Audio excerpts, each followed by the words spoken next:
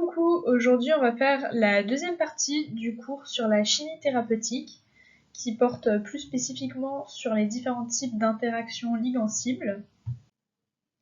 Donc c'est la deuxième partie du cours sur la chimie thérapeutique. Il restera une troisième partie sur la découverte d'une molécule active qu'on fera pas la toute rentrée, mais une fiche sortira sur le forum que vous pourrez télécharger et bosser. Et on va peut-être faire une séance d'anticipation pour les cours qu'on n'aura pas pu faire à la pré-rentrée. Les interactions entre une petite molécule, donc le ligand, et la cible protéique, vont dépendre des liaisons faibles électrostatiques qui vont être de plusieurs types et qu'on va détailler dans ce cours. Ça va dépendre de la nature des fonctions chimiques du ligand et de la cible, de leur conformation spatiale et de la complémentarité ligand-cible. Et bien entendu, c'est toujours un processus réversible qui va se faire. On commence donc par les liaisons ioniques, qui sont les plus fortes des interactions électrostatiques qu'on va voir dans ce cours. Elles ont lieu entre les groupements ionisables du ligand et de la cible. Ce sont des fonctions chimiques qui ont un pKa, et donc les liaisons vont dépendre du pH du milieu. On va avoir les groupements chargés de la cible et du ligand, qui pour pouvoir interagir doivent être de signes complémentaires, donc un plus, un moins. Et ces groupements chargés vont être situés sur la chaîne latérale des acides aminés de la cible. Les fonctions chimiques qui rentrent en jeu pour les liaisons ioniques vont être les fonctions chimiques ionisables des acides aminés, donc ça va concerner les acides aminés polaires chargés DEKRH. On a les fonctions carboxyliques, donc acides, COOH, de l'acide aspartique et de l'acide glutamique.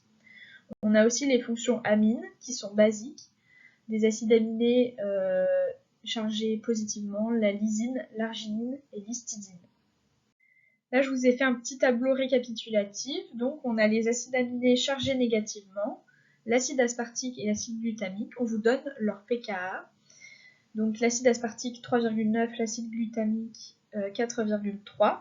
Et pour les acides aminés chargés positivement, on a la lysine qui a un pKa de 10,8, l'arginine qui a un pKa de 13,2 et l'histidine qui a un pKa de 6,1, qui a un cas particulier puisque, comme vous pouvez le voir, c'est un acide aminé plutôt basique, mais qui a un pKa inférieur à 7. Donc les fonctions acides, elles sont capables de céder un proton. Ce sont des fonctions carboxyliques qui sont situées en bout de chaîne de nos acides aminés, donc ici l'acide aspartique et l'acide glutamique, avec un pKa inférieur à 7 dans les deux cas.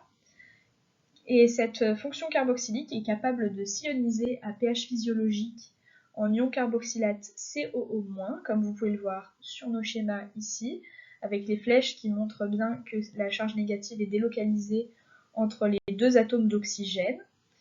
Et cette charge négative va permettre de former une liaison avec un ligand chargé positivement. Les fonctions basiques, elles, vont être capables de capter un proton. Elles sont basiques car il y a une fonction amine dans la chaîne latérale de nos acides aminés. Dans les deux cas, on a un pKa supérieur à 7. Et elles vont être capables de s'ioniser à pH physiologique en ion ammonium pour la lysine, ici, et en ion iminium pour l'arginine, ici. On a encore une fois une délocalisation, vous voyez bien les flèches, et cela va permettre de former une liaison avec un ligand chargé négativement. On a aussi le cas particulier de l'histidine qui, elle, ne peut pas s'ioniser à pH physiologique, contrairement aux autres acides aminés impliqués dans les liaisons ioniques. On a pourtant une fonction basique avec des azotes, mais un pKa qui est inférieur à 7. Et ça, c'est parce que le caractère aromatique du cycle va diminuer la capacité des atomes d'azote à s'ioniser. L'ionisation peut exister si dans l'environnement de la chaîne latérale, on a certains acides aminés qui vont permettre quand même un échange de protons.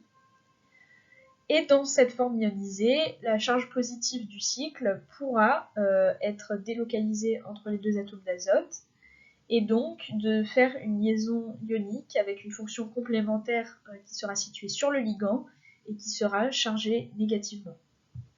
On va maintenant voir la stéréochimie de la liaison ionique. Alors je vous promets, c'est pas aussi difficile que ça en a l'air.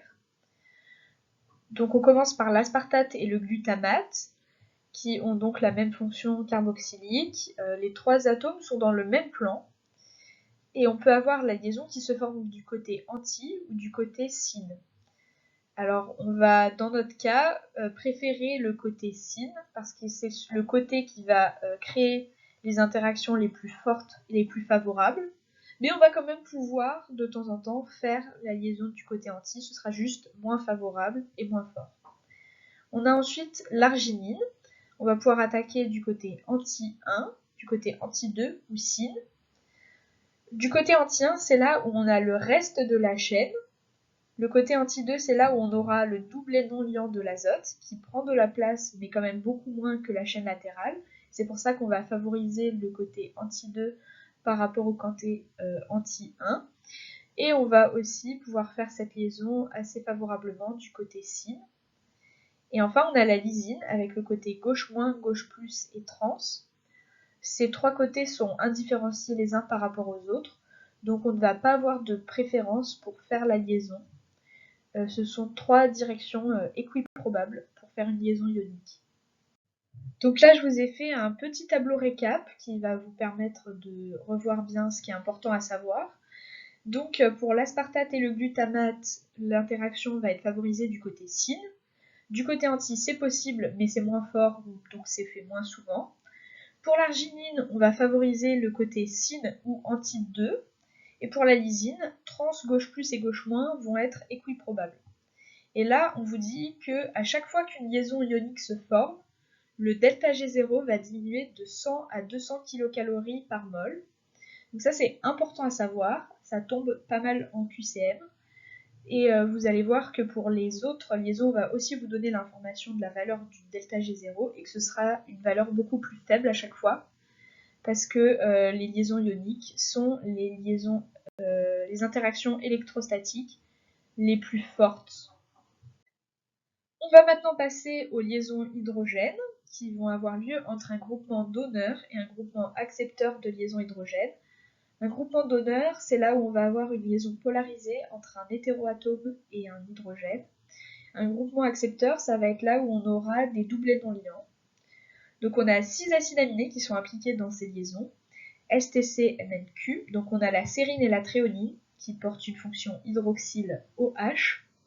La cystéine qui porte une fonction thiol SH, la méthionine qui porte une fonction thioéther S, l'asparagine et la glutamine qui portent une fonction amide primaire CONH2. Et à chaque fois qu'une liaison hydrogène se forme, le delta G0 diminue de 2 à 7 kcal par mol.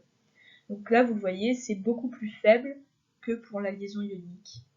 La sérine et la tréonine vont avoir un rôle d'accepteur grâce au doublet non liant sur la fonction OH et un rôle donneur grâce à la liaison polarisée entre l'oxygène et l'hydrogène. La cystéine, on vous donne son pKa 8,4, ça va être important, on le verra après, qui va avoir un rôle d'accepteur grâce à deux doublets non liants sur le soufre et un rôle donneur grâce à la liaison polarisée entre le soufre et l'hydrogène. La méthionine va être accepteur par les deux doublets non liants du soufre, mais va être uniquement accepteur. La méthionine n'a pas de rôle donneur. L'asparagine et la glutamine, elles, vont avoir un rôle accepteur avec le doublet non liant sur l'oxygène de la fonction carbonyle et un rôle donneur grâce à la liaison polarisée entre l'azote et l'hydrogène. Et on pourrait se dire il y a un doublet non liant aussi sur l'azote, mais ce doublet non liant ne va pas être accessible pour être accepteur, donc on ne le compte pas dans les accepteurs. On va revenir sur le cas particulier de la cystéine. On vous donne son pKa qui est égal à 8,4 parce qu'elle est capable de s'ioniser en ion thiolate S-, ce qui fait que la cystéine va être capable de faire des liaisons hydrogènes mais aussi des liaisons ioniques. Et la cystéine va aussi être à l'origine des ponts disulfures qui sont impliqués dans l'ultrastructure des protéines, que vous avez sûrement vu ça en biochimie au premier semestre. On va revenir sur le cas particulier de la méthionine, qui a un rôle uniquement accepteur et qui fait des liaisons hydrogènes peu fréquentes et plus faibles que pour d'autres acides aminés, parce qu'en fait les doublés non liants sont moins accessibles parce que la fonction est en milieu de chaîne, et du fait des groupes hydrogénocarbonés autour de cette fonction, on va avoir un certain caractère hydrophobe qui va encore plus défavoriser les liaisons hydrogènes. C'est pour ça que pour cet acide aminé, on va privilégier les liaisons dipolaires. On va maintenant voir la stéréochimie de la liaison hydrogène. Dans le cas par exemple de l'asparagine et la glutamine, on va privilégier les côtés anti plutôt que le côté syn, et les côtés anti sont plutôt équivalents l'un à l'autre, ils sont indifférenciés. Quand on a un ligand donneur de liaison hydrogène, on va faire la liaison du côté de l'oxygène, parce qu'il y a des doublés non liants qui vont être des bons accepteurs de la liaison hydrogène. A l'inverse, quand on a un ligand qui est accepteur de liaison hydrogène, on va faire la liaison du côté de l'azote, parce que l'azote est ici un bon donneur de liaison hydrogène. Pour la sérine, la thréonine avec leur fonction hydroxyle ou pour la cystéine avec sa fonction thiol, on va plutôt privilégier gauche plus et gauche moins par rapport à trans. Mais généralement, quand on aura un ligand accepteur de liaison H, on fera la liaison du côté trans, vu que c'est là où on a la liaison polarisée qui sera donneur d'hydrogène. Et quand on aura un ligand donneur de liaison hydrogène, on va faire la liaison plutôt du côté gauche, que ce soit plus ou moins, parce que c'est là où on aura les doublés non liants accepteurs de liaison hydrogène. On va maintenant voir un nouveau type de liaison, les liaisons dipolaires, qui se font entre deux fonctions chimiques qui sont des dipôles. À chaque fois qu'une liaison dipolaire se forme, le delta G0 va diminuer de 0,5 à 7 kcal par mol. Elle peut se faire entre des dipôles permanents ou des dipôles induits. A noter que les acides aminés à chaîne latérale ionisable ou à chaîne latérale polaire sont susceptibles de faire des interactions dipolaires. Ça veut dire que tous les acides aminés qui sont impliqués dans des liaisons ioniques ou des liaisons hydrogènes vont aussi être impliqués dans des liaisons dipolaires. Retour sur la notion de dipôle permanent ou dipôle induit, je vous ai mis un petit schéma en bas pour que vous compreniez. Un dipôle permanent, c'est quand il y a une polarisation entre deux atomes différents et donc d'électronégativité différente. C'est un dipôle permanent, il est tout le temps comme ça. Pour un dipôle induit, vous avez deux atomes qui sont le même atome, ici par exemple deux carbones. Donc c'est pas une liaison qui est polarisée en temps normal, mais selon les substituants qu'on va mettre sur cette liaison, d'un côté ou de l'autre, on va pouvoir induire une polarisation, d'où le nom de dipôle induit. Les liaisons dipolaires vont pouvoir se faire selon plusieurs interactions, entre un ion et un dipôle permanent et un dipôle induit, entre deux dipôles induits ou entre deux dipôles permanents. Les acides aminés qui vont être mis en jeu vont être les acides aminés polaires STYCMNQ ou les acides aminés ionisables DERKH. On a aussi les liaisons de Van der Waals qui vont se faire entre cycles aromatiques de densité électronique différentes, donc par exemple substitués par des groupements donneurs ou électroattracteurs. Ça va se faire entre un groupement riche et un groupement déficitaire en électrons. Et les acides aminés impliqués vont être la phénylalanine, la tyrosine et le tryptophane. À chaque fois qu'une liaison de Van der Waals va se former, le delta G0 diminuera de 1 à 10 kcal par mol. Donc encore une fois, la valeur du delta G0 est super importante à connaître pour chaque type de liaison parce que ça tombe assez souvent. On a le cas particulier de la tyrosine, on vous donne son pK qui est égal à 10,1, qui est important à connaître, parce qu'elle peut s'ioniser en alcoolate, en phénolate, uniquement en milieu protoné, et ça veut dire que c'est un acide aminé qui peut faire des liaisons de Van der Waals, mais aussi des liaisons hydrogènes, des liaisons ioniques et des liaisons dipolaires. Elle fera des liaisons hydrogènes quand elle est sous forme non ionisée, et des liaisons ioniques quand elle sera sous forme ionisée. On a aussi le cas particulier du tryptophane qui est également donneur de liaisons hydrogènes, grâce à l'amine intracyclique que vous pouvez voir sur ce schéma, mais qui n'est pas accepteur de liaison hydrogène. Le tryptophane peut donc faire des liaisons de Van der Waals, des liaisons hydrogène, mais attention uniquement en tant que donneur, et des liaisons dipolaires. On a enfin les liaisons hydrophobes qui se font entre les chaînes aliphatiques alkyles, des acides aminés donc qui sont la glycine, l'alanine, la leucine, la valine, l'isoleucine et la proline. En réarrangeant ces acides aminés dans un certain ordre, ça vous donne GAL-VIP. Et le tuteur de l'année dernière, Félix, il avait un assez bon mémo pour se rappeler de ces acides aminés, la GAL-VIP, donc si ça peut vous aider pour ne pas les oublier. Et à chaque fois qu'une liaison hydrophobe se forme, le delta G0 diminue de 0,5 kcal par mol. Ce sont donc des interactions très faibles. Et voilà, c'est la fin de mon premier cours. Vous aurez un deuxième cours avec moi pendant cette TUT rentrée.